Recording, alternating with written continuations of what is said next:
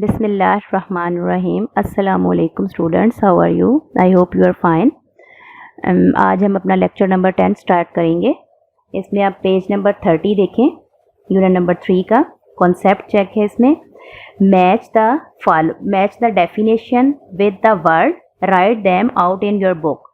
ये आपने अपनी बुक पे राइट करना है। राइट कैसे करना है, उसको सिर्फ मैच करना है आपने, यानी कि जो वर्ड है उसको उसकी डेफिनेशन के साथ आपने मैच करना है। फर्स्ट है हैबिटेट, रिहाइश का।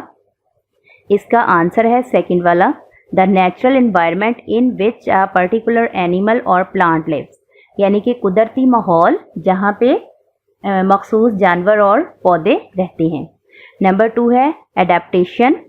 इसकी डेफिनेशन है लास्ट में, describes when plant and animals have developed special parts that help them to survive in their environments, यानी कि जो पौधे और जानवर हैं जो वो डेवलप करते हैं अपने स्पेशल पार्ट्स जो उन्हें मदद देते हैं माहौल में ज़िंदा रहने के लिए। थर्ड है ब्रीथिंग। इसका आंसर है first, this is the process of taking air into and out of the body, यानी कि बॉडी के अंदर और बाहर जो हवा जाती है उस प्रोसेस को हम ब्रीथिंग कहते हैं। रिप्रोडक्शन, अफजाइश नस्ल। इसका आंसर थर्ड में, the process by which parent plant and animal produce their young, यानी कि जो पेरेंट्स हैं पौधे और जानवर, वो आगे अपने फिर यंग बनाते हैं, यानी कि और वो पौधे और जानवर पैदा करते हैं। ओके, अब हम टॉपिक की तरफ आते हैं। इकोसिस्टम। इकोसिस्टम कहते हैं माहौलियाती निज़ाम को, जिसमें के लिविंग थिंग्स रहती हैं। लिविंग थिंग्स कौन सी? Animals and plants. Plants and animals depend on each other to survive. पौधे और जानवर डिपेंड यानी कि इन्हिसार करते हैं एक दूसरे पर जिंदा रहने के लिए। They have adapted to live with each other and in their habitats. वो अडेप्टेड यानी कि ढाल लेते हैं जिंदा रहने के लिए विद ईच अदर, एक दूसरे को के साथ, एंड देयर हैबिटेट्स और उनकी रिहाइश गाह के साथ एक दूसरे को उसी में ढाल लेते हैं। The living thing in a particular place interact, जानदार चीज़ें मखसूस जगह पे जानदार चीज़ें जो हैं इंटरैक्ट दखल अंदाजी करती हैं विद ईच अदर एक दूसरे के साथ, and with their non living environments, और उनका जो बेजान माहौल होता है। बेजान माहौल से क्या मुराद है? यानी कि वेदर, मौसम, अर्थ ज़मीन, सन सूरज, सॉइल मिट्टी, क्लाइमेट आबो हवा, एटमॉस्फेयर फिजा, ये सारी चीज़ें जो हैं ये नॉन लिविंग इन्वायरमेंट्स में आ जाती हैं। This is called an ecosystem. ये इकोसिस्टम कहलाता है, माहौलियाती निज़ाम कहलाता है। In an ecosystem each living things has its own special role to play. इसमें इकोसिस्टम में यानी कि माहौलियाती निज़ाम में जो जानदार चीज़ें हैं वो अपना स्पेशल रोल अदा करती हैं, एक मखसूस ख़ास रोल अदा करती हैं। ये पिक में देखें, इकोसिस्टम की माहौलियाती निज़ाम की तस्वीर बनाई हुई है। माहौलियाती निज़ाम में जानवर और पौधे रहते हैं कि साफ़ सुथरी जगह होती है, उसमें पानी भी होता है, पौधे भी होते हैं, जानवर भी होते हैं। बाज़ जानवर जो होते हैं वो पौधों पे उन्होंने अपने घर, बड़े जो दरख्त होते हैं उन पे अपने घोंसले वगैरह बनाए होते हैं। ये सारा मिलके इकोसिस्टम बनाता है। अब ये देखें, इस पे येलो वाले सर्कल में देखें प्लांट कम्युनिटी, उसके ऊपर है हैबिटेट, यानी कि इसको रिहाइश का कहते हैं। पौधे हैं, पानी है, ऊपर क्लाउड है, वेदर है, मौसम यानी कि बारिश हो रही है। डिसेटर्स कहते हैं आफात को, ठीक है। वो इसमें ये है कि ये इसको माहौलियाती निज़ाम को ख़राब भी करते हैं, इकोसिस्टम को। सन है, आगे सॉइल मिट्टी है। ये सारी इकोसिस्टम की डायग्राम बनाई हुई है। आगे आ जाएं। Ecosystem can be affected if a new plant और animal is introduce into them. माहौलियाती निज़ाम जो है वो असरअंदाज हो सकता है कि अगर उसमें कोई मुतासिर हो सकता है, इफेक्टेड मुतासिर होना, अगर उसमें कोई नया पौधा या जानवर उसमें लाया जाएगा तो उससे ये है कि ये माहौल सारा मुतासिर हो सकता है। The new arrival can push others, नया आने वाला दूसरों को धकेलेगा। And this can affect the living things, और ये असरअंदाज होगा जानदार चीज़ों पे, दैट डिपेंड ऑन देम, जो एक दूसरे पे निसार करती हैं। Ecosystem can also be disrupted by natural disasters such as storm, flood, fires and volcanic eruptions. माहौलियाती निज़ाम जो है ये मुतासिर हो सकता है कुदरती आफात से. नेचुरल डिसेस्टर्स कहते हैं कुदरती आफात. ठीक है, कुदरती आफात कौन सी? जैसे कि स्टॉर्म्स, तूफान, फ्लड्स, सैलाब, फायर्स, आग, एंड वॉल्केनिक, आतिशफिशां, और इरप्शन, फटना, आतिशफिशां का फटना. इससे जो है ये सारा माहौलियाती निज़ाम जो है वो मुतासिर हो सकता है. ये पिक में देखें, ये दो एनिमल्स की डायग्राम बनाई हुई है, डोडो और डायनासोर्स. ये पहले ज़्यादा तादाद में होते थे लेकिन अब इनकी तादाद जो है वो ना होने के बराबर है. Some animals are extinct. Extinct का मतलब होता है नापीद, यानी कि ना होने के बराबर. कुछ जानवर जो हैं वो नापीद हैं. Extinct means that they know longer exist, यानी कि एक्सटिंक्ट का मतलब है कि वो अब मौजूद नहीं है. The dinosaurs become extinct long ago. Dinosaur बहुत पहले जो है ये ख़त्म हो गए थे. Okay, some animals become extinct due to the action of humans. कुछ जानवर जो हैं वो एक्सटिंक्ट यानी कि मादूम हो गए हैं, अब नहीं रहे. ड्यू किस वजह से? एक्शन ऑफ ह्यूमंस, इंसानों के अमल की वजह से. The dodo a flightless bird. Dodo एक उड़ान भरने वाला परिंदा था. वाज हंटेड, इसको शिकार किया गया. अनटिल, जब तक. नो मोर रिमेंड, वो बाकी ना रहा, कि लोग इसको जब तक शिकार करते रहे कि जब तक वो बाकी ना रहा. How human effect animals and there habitats. कैसे इंसान जो हैं वो इफेक्ट करते हैं जानवरों पर और उनकी रिहाइशगाहों पर, मुतासिर करते हैं उनको. Humans can disrupt habitats by changing them. जानवर जो हैं वो मुतासिर कर सकते हैं रिहाइशगाहों को उनको चेंज करके. This is turn can disrupt a whole ecosystem. और इस वजह से जो है पूरा माहौलियाती निज़ाम जो है वो मुतासिर होगा. जब इंसान जो हैं वो उनकी रिहाइशगाहों में जानवरों को या पौधों को या उसको कोई वहाँ से हिलाएं जुलाएंगे, उनको चेंज करेंगे, तो उससे जो है पूरा माहौलियाती निज़ाम जो है वो चेंज होगा. Ecosystem can vary in size.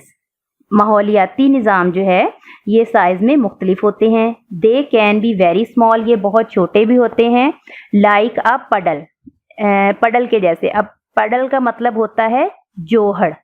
जोहड़ कहते हैं ये, जैसे आपने गांव वगैरह में देखा होता है कि लोग जो है वो छोटी सी एक जगह मखसूस कर लेते हैं पानी के लिए, कि उसमें वो जानवरों को पानी वगैरह पिलाते हैं. गंदा पानी होता है, वो इंसानों के पीने के काबिल नहीं होता, जानवर उसमें से पानी पीते हैं. तो इस तरह के एरिए को पडल कहा जाता है. और वेरी लार्ज, या बहुत बड़े, लाइक अ फॉरेस्ट, जैसे कि जंगल. When land is cleared in order to build a house. जब ज़मीन को साफ किया जाता है घर बनाने के लिए. This can have an impact on a large number of plants and animals.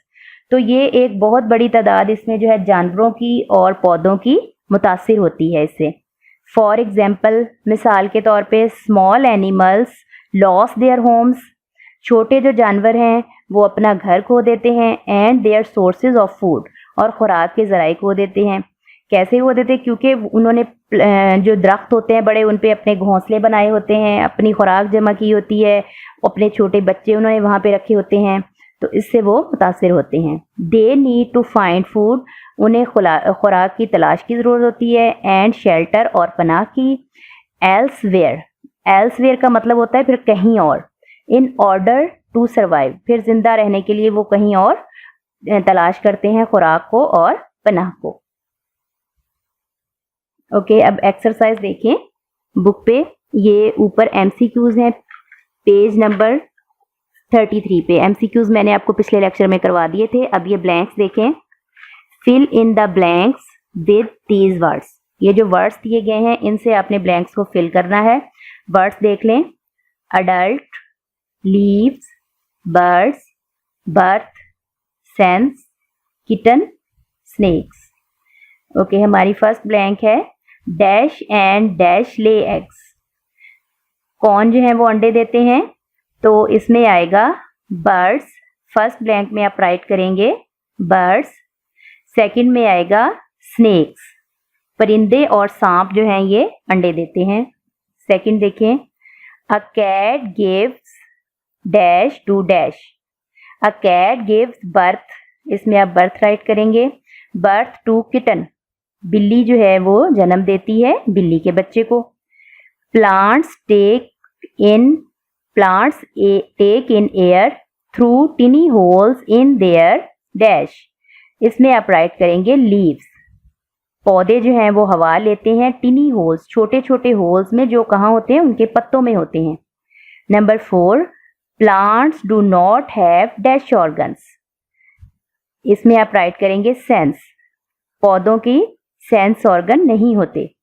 Number 5, babies grow into dash adults, babies grow जो हैं वो बढ़ते हैं, बच्चे बड़े होते हैं। ओके, आगे आ जाएं। अब इसमें पेज नंबर 35 पे, बुक में पेज नंबर 35 है ये। Are these things are living और नॉन लिविंग, कौन सी चीजें जानदार हैं और कौन सी चीजें बेजान हैं। हाउ कैन यू टेल, आप बता सकते हैं। Write L living and N L non living in the blank space, ये नीचे जो ब्लैंक्स की स्पेस दी गई है तस्वीर के नीचे, उसमें लिविंग है तो आप एल राइट करेंगे, नॉन लिविंग है तो आप एन एल राइट करेंगे। एन एल से नॉन लिविंग को शो करेगा ये, और जो एल है ये लिविंग को शो करेगा। ठीक है, अब ये फर्स्ट वाले में देखें, ये इंसेक्ट है तो ये क्या होगा, ये लिविंग होगा, इसका हम सिर्फ एल राइट कर देंगे, लिविंग को शो कर रहा है एल।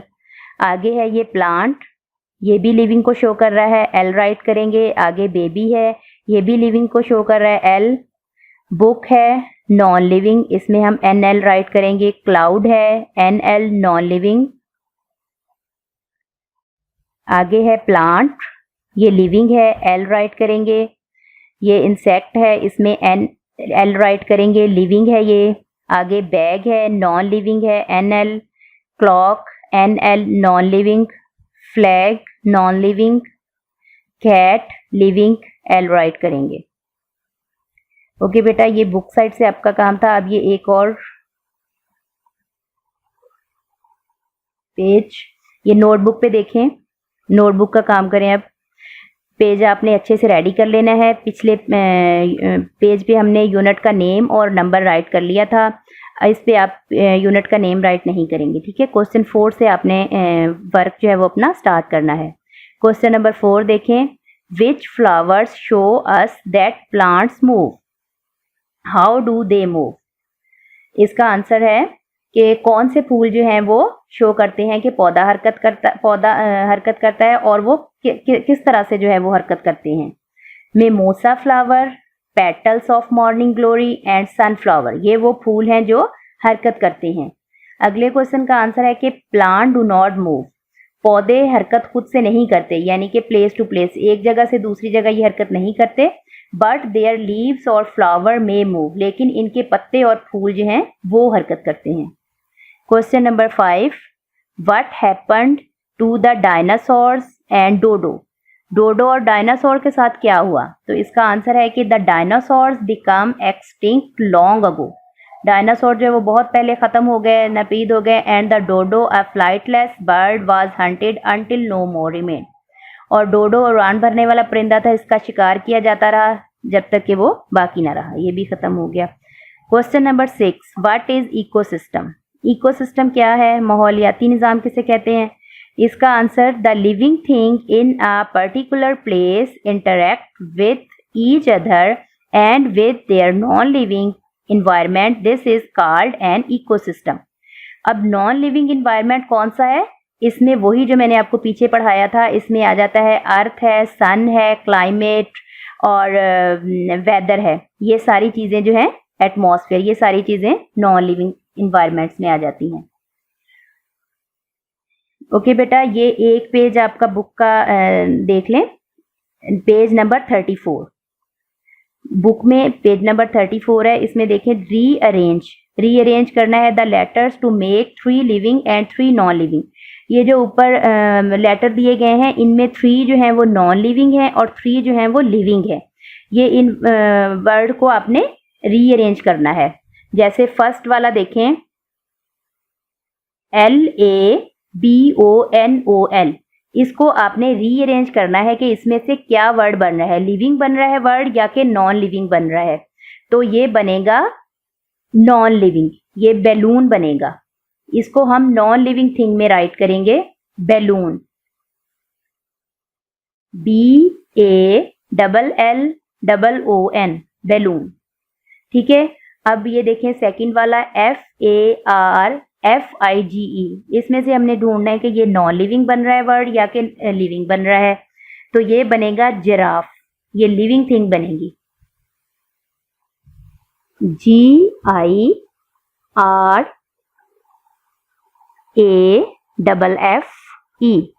ये बनेगा जिराफ।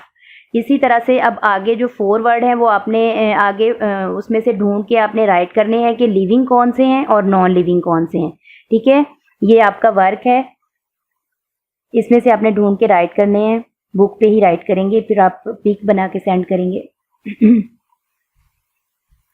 ओके, अब आप लास्ट में जो है वो डायरी देखें, वीकली डायरी। ठीक है, वीकली डायरी में देखें, थर्सडे को हमारा लेक्चर अपलोड होता है। उसमें ये होता है कि कुछ बच्चों को जल्दी मिल जाता है, कुछ बच्चों को नहीं मिलता, तो आप फ्राइडे से इसलिए मैंने डायरी आपको दी है। फ्राइडे में आपने यूनिट नंबर 3 पेज 30 रीड करना है और उसको लर्न करना है, उसमें जो मैचिंग दी गई है। सैटरडे को यूनिट नंबर 3 पेज 31 रीड करना है, उसमें जो डिफ़िकल्ट वर्ड्स हैं उनको आपने बार बार रीड करना है, उनकी मीनिंग्स भी देखनी है। मंडे को टेस्ट है आपका साइंस का यूनिट 3 का। ठीक है, इसमें 3 क्वेश्चन जो मैंने आपको नोटबुक पे राइट करवाए हैं प्रीवियस लेक्चर में, वो आपने अच्छे से लर्न करने हैं, उसका आपका टेस्ट होगा। ट्यूसडे में पेज नंबर 33 उसको लर्न करना है, उसमें जो ब्लैंक्स हैं वो आपने बुक पे राइट भी करनी है और उनको लर्न भी करना है। वेडनेसडे को पेज नंबर 34 और 35 जो है वो आपने लर्न करना है। ये बुक पे है, लिविंग नॉन लिविंग वाला और जो वो रीअरेंज वाला, इसको आपने अच्छे से राइट भी करना है और लर्न भी करना है। और थर्सडे को आपने नोटबुक का काम करना है, क्वेश्चन नंबर 4, 5, 6, और इसको आपने अच्छे से राइट करके लर्न करना है। अगर आप ये वर्क अपना डिवाइड कर लेंगे ऐसे डेज पे तो उसमें आपको टाइम ज़्यादा नहीं लगेगा और आपका वर्क जो है वो नीट भी हो जाएगा और आपको अच्छे से याद भी हो जाएगा और आपको वर्क भी ज़्यादा नहीं लगेगा। ओके बेटा, ये हमारा आज का लेक्चर था। अल्लाह।